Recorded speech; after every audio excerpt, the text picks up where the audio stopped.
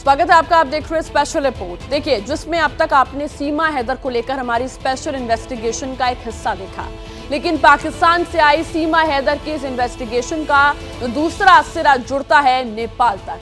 Greater Noida के सचिन के साथ सीमा हैदर नेपाल की जिस होटल में 7 दिन तक रुकी थी, उसी एबीपी न्यूज ने अब ढूंढ निकाला है। हमारे संवाददाता अभिषेक उपाध्याय काठमांडू के विनायक होटल पहुंचे और यहां से ऐसे खुलासे हुए जो सीमा पर शक का दायरा बढ़ाने वाला है।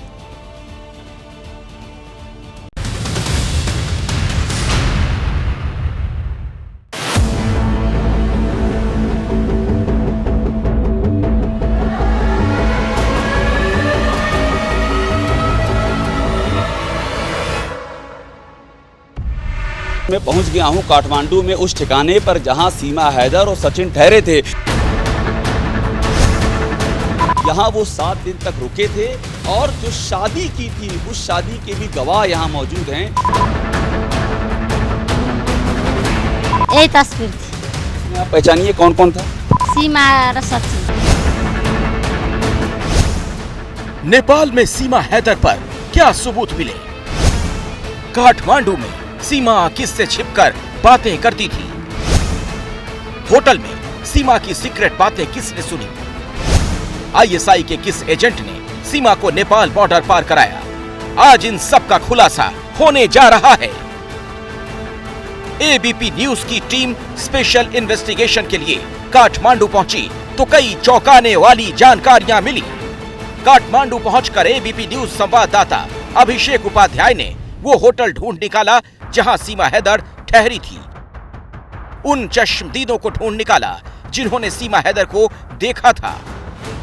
मैं पहुंच गया हूं काठमांडू में उस ठिकाने पर जहां सीमा हैदर और सचिन ठहरे थे। पहले एड्रेस देखिए, न्यू विनायक रोलपा लिखा हुआ है और इसी न्यू विनायक रोलपा में ये यहां पर ये दिखाईगा नया बस पार्क लिखा हुआ है। देखिए, न्यू विनायक रोलपा और न्यू बस पार्क काठमांडू आगे लिखा हुआ है। काठमांडू में न्यू बस पार्क का इलाका है, यहां पर वो रुके हुए थे। ये हम इस होटल के भीतर प्रवेश कर रहे हैं और ये बहुत इंपॉर्टेंट इसलिए है कि पहली जो उनकी मुलाकात हुई थी आमने सामने वो यहीं पर हुई थी। यहां वो 7 दिन तक रुके थे और जो शादी की थी उस शादी के भी गवाह यहां मौजूद हैं। एबीपी न्यूज की इस तहकीकात में और क्या क्या सबूत मिले और सीमा हैदर से जुड़े और क्या क्या सुराग मिले? सीमा हैदर के नेपाल बॉर्डर पार करने को लेकर क्या सीक्रेट जानकारी मिली, ये भी बताएंगे। लेकिन पहले जान लीजिए इस तफ्तीश के लिए नेपाल तक जाने की जरूरत क्यों पड़ी। तारीख 10 मार्च 2023, जगह काठमांडू, नेपाल। हर रोज की तरह काठमांडू के एयरपोर्ट पर शारजाह से भी कुछ लोग पहुंचे। उस भीड़ में एक ऐसी महिला भी थी जो झूठ और फरेब की बुनियाद पर अपने मंसूबों को हकीकत में बदलने के लिए निकली थी। हिंदुस्तान आने से पहले सीमा हैदर 2 बार नेपाल पहुंची थी। पहली बार वो 10 मार्च अकेले ही कराची से शारजाह पहुंची और फिर शारजाह से नेपाल की राजधानी काठमांडू में वो 17 मार्च तक रुकी और इस दौरान उसके साथ सचिन भी मौजूद था। 17 मार्च को सचिन वापस हिंदुस्तान लौट आया, लेकिन सीमा नेपाल से शारजाह होते हुए वापस कराची लौट गई। पूछताछ में सीमा ने बहुत सी बात सच बताई है और बहुत सी बातें झूठी, जिसका खुलासा एबीपी न्यूज के कैमरे पर हुआ। सीमा ने बताया था वो पहली बार जब कराची पहुंची 7 दिन तक वहां रुकी। पहले वहां सीमा और सचिन ने जालसाजी की, इस पर से पर्दा उठ चुका है।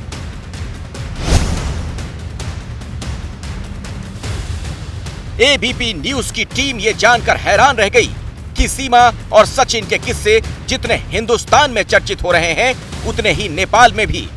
लेकिन नेपाल से सीमा और सचिन के वो झूठ भी निकलकर सामने आने लगे जो वो अब तक पुलिस और मीडिया के सामने बताते रहे हैं। क्योंकि नेपाल के जिस पशुपतिनाथ मंदिर में दोनों की शादी की बात हो रही है वो झूठ है।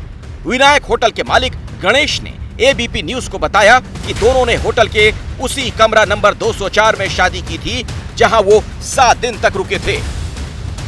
पहले सचिन आया, उन्होंने रूम बुक किया तो उसके बाद सीमा आई। हमको भी लगा शायद कि क्या पता हो पति पत्नी, पति- पर शादी तो बाद में किया उन्होंने पशुपतिनाथ मंदिर में। नहीं, वो लोग पशुपति में नहीं किया था, वो जो सिंदूर डाले हैं वो लोग ने रूम में ही शादी किया। ये इनके रूम की है, रूम नंबर 204 में सिंदूर लगा रही है। हाँ सर। सिंदूर लगाते हुए सीमा हैदर रूम नंबर 204 में। ये आपको कैसे मिला, उसने दिया था क्या? नहीं, वो लोग ने ये मैंने आपको टिकटॉक से निकाला था। एबीपी न्यूज संवाददाता होटल मालिक का ये दावा सुनकर चौंक गए, क्योंकि सीमा और सचिन तो लगातार मंदिर में शादी की बात कह रहे थे। अभिषेक उपाध्याय ने और परतें खोलने की कोशिश की। दूसरा सवाल था, क्या दोनों ने होटल में रुकने के लिए सही नाम पता दर्ज किया था या इसमें भी धोखा था?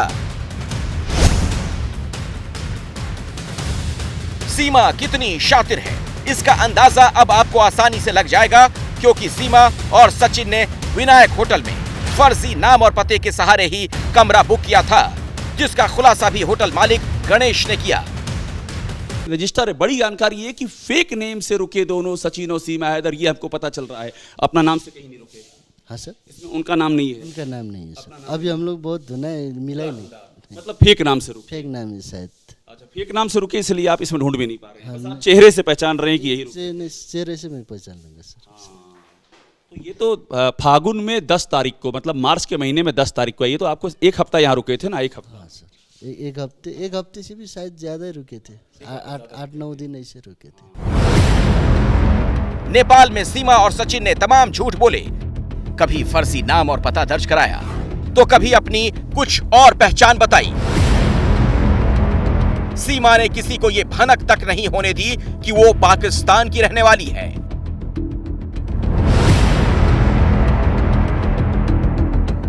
सीमा और सचिन बहुत पहले ही ये तय कर चुके थे, वो नेपाल में 10 मार्च को मिलेंगे, और सीमा से मिलने के लिए सचिन एक दिन पहले ही नेपाल की राजधानी काठमांडू पहुंच गया। सचिन ने 9 मार्च को ही होटल विनायक में कमरा बुक किया और ये फर्जी जानकारी दी थी कि सीमा उसकी पत्नी है, जो एक दिन बाद आने वाली है। कुछ एड्रेस बताया था इंडिया में, कहाँ से आया ये नहीं बताया? नहीं, वो लोग उन्होंने बोले थे हमको पहले फर्स्ट में इंडिया से आए, तो हमने ज़्यादा ये नहीं किया था। अभी वो लोग इंडिया से आए तो ज़्यादा से ज़्यादा लोग घूमने के लिए आते हैं, टेम्पल। तो पैसा कौन सा इस्तेमाल किया? इंडिया का रुपया इस्तेमाल किया? Indian rupees. यानी कदम कदम पर झूठ की बुनियाद, और उस बुनियाद पर खड़ा किया गया प्यार का ऐसा मकड़ जाल जो हिंदुस्तान की सिरदर्दी बढ़ा रहा है। सवाल तो ये भी, 7 दिनों तक सीमा और सचिन ने नेपाल में क्या किया? पूछताछ में सीमा ने कुछ ऐसी बातें भी भारतीय जांच एजेंसियों को बताई हैं जो नेपाल की हकीकत से मेल नहीं खाती। नेपाल में दोनों ने होटल में ये जानकारी दी थी कि वो घूमने पहुंचे हैं, जबकि उनका मकसद तो कुछ और ही था। यही तस्वीर थी। इसमें आप पहचानिए कौन कौन था? सीमा और सचिन। सीमा और सचिन। देखिए ये तस्वीर, इन्होंने इस तस्वीर की पहचान भी कर ली कि सीमा और सचिन दोनों यहाँ पर थे। क्या बताया था? घूमने के लिए आई थी। अच्छा, बताया था घूमने के लिए आए हैं। क्या बताया था, कहाँ से आए हैं? इंडिया से आए हैं। सीमा का मकसद हकीकत में क्या है ये अभी साफ नहीं, लेकिन इतना साफ है वो शुरुआत से ही हिंदुस्तानी लिबास में लोगों की आंखों में धूल झोंकती रही है।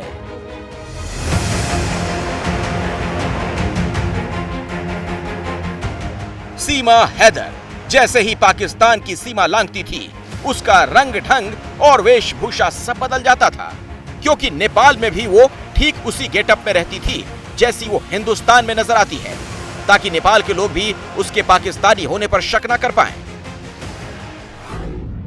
तो 7 दिन जब यहाँ बैठे थे तो दिन भर का क्या होता था? कहीं बाहर जाना वाना? वो बाहर जाते थे घूमने के लिए। बाहर जाते हाँ थे। जी।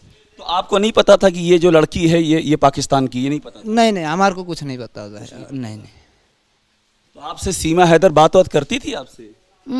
टिकटॉक पनि बनाई थी। इसका टिकटॉक बनाई थी? हाँ। इस बच्चे के साथ में टिकटॉक बनाई थी?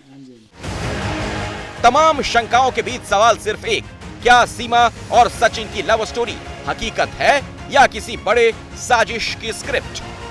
इस बीच सीमा के नेपाल में भी खूब चर्चे हो रहे हैं।